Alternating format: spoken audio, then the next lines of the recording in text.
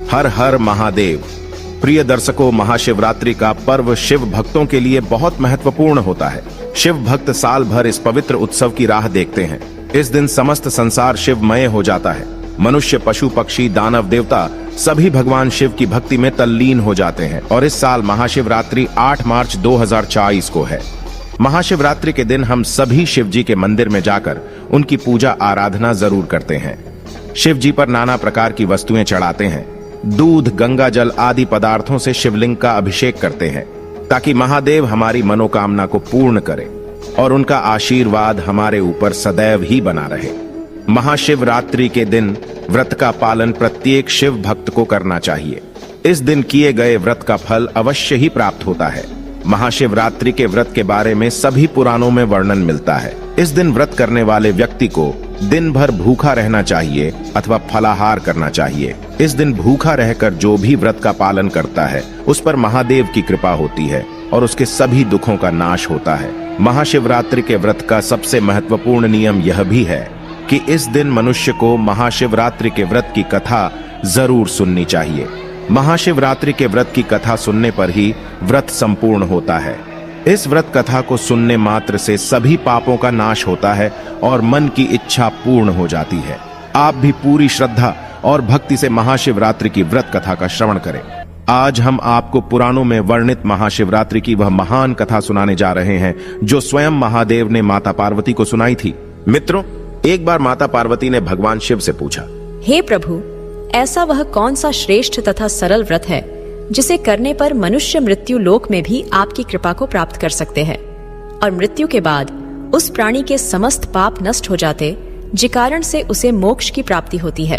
उसी प्रश्न के उत्तर में भगवान शिव ने मां पार्वती को महाशिवरात्रि के व्रत के बारे में बताया था और उसकी कथा सुनाई थी। वह कथा इस प्रकार है। मित्रों, भगवान शिव कहते हैं, हे पार्वती, एक समय की बात है। दूर किसी देश में चित्रभानु नामक एक शिकारी रहता था। वह दिन शिकार करके अपने कुटुंब का पालन पोषण करता था। अत्यंत दरिद्री होने के कारण उसने अपनी पुत्री के विवाह के लिए एक व्यापारी से कर्ज लिया हुआ था, लेकिन वह कर्ज को समय पर चुका नहीं पाया, जिससे क्रोधित होकर व्यापारी ने उस शिकारी को एक शिव मठ में बंदी बना दिया और उसे कोठड़ी में कैद कर दिया। संयोग से वह दिन महाशिवरात्रि का था। मित्रों, भगवान शिव कहते हैं, हे पार्वती, उस दिन शिव मठ में शिव पुराण की कथाएं सुनाई जा रही थीं और वह शिकारी बड़ा ही ध्यान मग्न होकर शिव जी की कथाओं को सुनने लगा। फिर उसी दिन शाम को उस व्यापारी ने उस शिकारी को कर्ज चुकाने की बात कही। तब शिकारी ने अगले दिन सारा कर्ज चुका दूंगा ऐसा वचन साहूकार को दिया। तब जाकर वह कैद से मुक्ति पा लेता है। मित्रों, भगवान शिव कहते हैं, हे पार्वती, उसी समय वह जंगल में शिकार करने के लिए निकल गया ताकि वह शिकार कर उस प्राणियों के मांस, दांत तथा चमड़ियां बेचकर व्यापारी का सारा कर्ज चुका सके। वह बहुत समय तक जंगल में शिकार की तलाश में इधर उधर भटकता रहा। वह भूख प्यास से व्याकुल होने लगा और शिकार की तलाश में चलते चलते वह एक तालाब के किनारे बेल वृक्ष पर चढ़कर अपना पड़ाव बनाने लगा। मित्रों, भगवान शिव कहते हैं, हे पार्वती, उसी बेल वृक्ष के नीचे एक शिवलिंग था जो बिल्व पत्रों से ढका हुआ था और शिकारी इस बात से बिल्कुल अनजान था।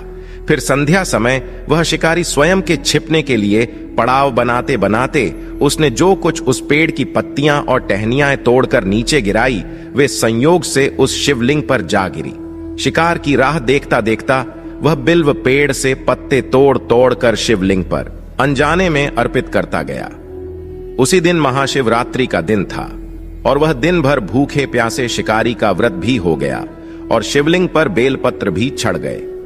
इस तरह वह अनजाने में किए गए पुण्य का भागी बन गया और अभी रात्रि हो चुकी थी। मित्रों, भगवान शिव कहते हैं, हे पार्वती, रात्रि का एक पहर व्यतीत होने पर एक गर्भिणी हिरनी तालाब पर पानी पीने आई। तभी शिकारी ने धनुष पर तीर चढ़ाकर निशाना साधते हुए धनुष की डोर खींची। तभी अचानक से वह हिरनी बोली, हे शिकारी, मैं गर्भिणी हूँ, शीघ्र ही प्रसव कर बच्चे को जन्म दूंगी। अगर तुमने बाण चलाया तो तुम एक साथ 2 जीवों की हत्या करोगे और तुम्हें भ्रूण हत्या का पाप लगेगा। मैं अपने बच्चे को जन्म देकर शीघ्र ही लौट आऊंगी, तब तुम मेरा शिकार कर लेना। मित्रों, भगवान शिव कहते हैं, हे पार्वती, हिरनी की ऐसी विनय पूर्वक बातें सुन शिकारी का मन करुणा भाव से जाग गया और उसे हिरनी की बातें सच्ची लगी। तब उसने तुरंत प्रत्यंचा डीली कर दी और दूसरे ही क्षण वह हिरनी झाड़ियों में लुप्त हो गई। फिर कुछ समय के बाद एक और हिरनी उधर पानी पीने के लिए आती है। तब वह शिकारी बहुत खुश हुआ, अब तो शिकार मिल गया, यह सोच ही रहा था। हिरनी के समीप आने पर उसने धनुष पर बाण चढ़ाया। तब दूसरी हिरनी ने विनम्रता पूर्वक निवेदन किया, हे पारधी, मैं कुछ ही समय पहले ऋतु से निवृत्त हुई हूँ। मैं कामातुर विरहिणी हूँ और काम वासना के भाव से जाग उठी हूँ। मैं अपने पति की खोज में भटक रही हूँ। मैं शीघ्र ही अपने पति से मिलकर लौटकर वापस तुम्हारे पास आ जाऊंगी। मेरी तुमसे विनती है, तुम मेरा शिकार मत करो। मित्रों, भगवान शिव कहते हैं, हे पार्वती। फिर उस शिकारी का मन उस हिरनी की बातों से विचलित हो गया और उसने उसे भी जाने दिया। 2 बार अपने शिकार को उसने स्वयं खो दिया था। अब उसका माथा ठनका और वह चिंता में पड़ गया कि अगर मैं शिकार नहीं करूंगा तो खुद ही भूख के कारण मर जाऊंगा। मित्रों, अब रात्रि का आखिरी पहर बीत रहा था। तभी एक हिरनी अपने 2 बच्चों के साथ उसी तालाब पर पानी पीने के लिए आती है। तभी वह शिकारी सोचता है, वाह क्या बात है, यह कैसा दुर्लभ सुवर्ण अवसर आया है। और फिर से उसने धनुष पर तीर चढ़ाया। वह तीर छोड़ने ही वाला था कि वह हिरनी बोली, हे शिकारी, मैं इन बच्चों को इनके पिता के हवाले कर लौट आऊंगी। कृपा करो और मुझ पर दया दिखाओ। आप इस समय मुझे मत मारो। इन्हें छोड़कर मैं स्वयं आपके पास वापस आ जाऊंगी। मैं इस संसार को साक्षी मानकर आपको वचन देती हूँ। फिर भगवान शिव कहते हैं, हे देवी पार्वती, हिरनी के ऐसे वचन सुन। शिकारी खूब हंसा और बोला, सामने आए शिकार को छोड़ दूं? मैं ऐसा मूर्ख नहीं हूं। इससे पहले मैं 2 बार अपना शिकार खो चुका हूं। मेरी भी पत्नी और बच्चे भूख से तड़पकर व्याकुल हो रहे होंगे। तब उत्तर में हिरनी ने कहा, जैसे तुम्हें अपने बच्चों की ममता सता रही है, ठीक वैसे ही मुझे भी अपने बच्चों की चिंता है। इसलिए सिर्फ बच्चों के नाम पर मैं थोड़ी ही देर के लिए जीवन दान मांग रही हूँ। हे शिकारी, मेरा विश्वास करो, मैं इन्हें इनके पिता के पास छोड़कर तुरंत लौटने की प्रतिज्ञा करती हूँ। हिरनी के करुण स्वर सुनकर शिकारी को उस पर दया आ गई। उसने उस हिरनी को भी जाने दिया। मित्रों, भगवान शिव कहते हैं, हे पार्वती, शिकार के अभाव में बेल वृक्ष पर बैठा शिकारी बेल पत्र तोड़ तोड़कर नीचे फेंकता जा रहा था। अब तो रात्रि समाप्त ही होने वाली थी और सूरज निकलने ही वाला था। तभी तो एक दृष्टपुष्ट बहुत बड़ा हिरण उसी झील के पास आता है। अब शिकारी ने सोच लिया कि इसका शिकार वह अवश्य ही करेगा। किंतु जब उस शिकारी की तनी प्रत्यंचा देखकर हिरण अत्यंत भावुक स्वर में बोला, हे शिकारी भाई, यदि तुमने मुझसे पहले आने वाली 3 हिरणों को तथा छोटे छोटे बच्चों को मार डाला है तो मुझे भी मारने में विलंब न करो, ताकि उनके वियोग में मुझे एक क्षण भी दुख न सहना पड़े। मैं उन्हीं हिरनियों का पति हूं। यदि तुमने उन्हें जीवन दान दिया है तो मुझे भी कुछ क्षण जीवन दान देने की कृपा करो। मैं उनसे मिलकर तुम्हारे सामने उपस्थित हो जाऊंगा। यह मेरा वचन है। हिरण की ऐसी बात सुनते ही शिकारी के सामने पूरी रात का घटना चक्र एकदम से घूमकर सामने दिखा तथा उसने वह सारी कथा उसी हिरण को सुना दी। तब उस हिरण ने कहा, हे शिकारी, मेरी 3 पत्नियां जिस प्रकार प्रतिज्ञाबद्ध होकर तथा तुम्हें वचन देकर गई हैं, मेरी मृत्यु से अपने धर्म का पालन नहीं कर पाएंगी।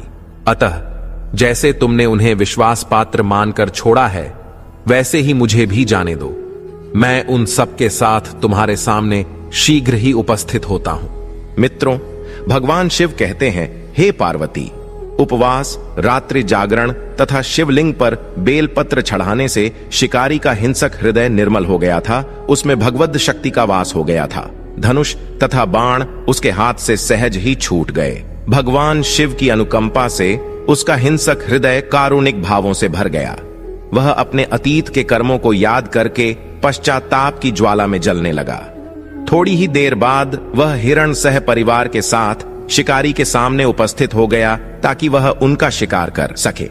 मित्रों, भगवान शिव कहते हैं, हे पार्वती, किंतु जंगली पशुओं की ऐसी सत्यता, सात्विकता एवं सामूहिक प्रेम भावना देखकर शिकारी को बड़ी ग्लानि हुई। उसकी आंखों से आंसुओं की धारा बहने लगी। उस हिरण के परिवार को न मारकर शिकारी ने अपने कठोर हृदय को जीव हिंसा से हटाकर सदा के लिए कोमल एवं दयालु बना लिया। मित्रों, भगवान शिव कहते हैं, हे पार्वती, देवलोक से समस्त देवता भी इस घटना को देख रहा था। घटना की परिणति होते ही देवी देवताओं ने पुष्प वर्षा की।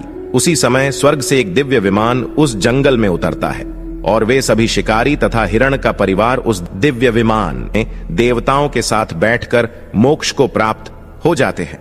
मित्रों, भगवान शिव कहते हैं, हे पार्वती, आज मैंने महाशिवरात्रि पावन कथा सुनाई है।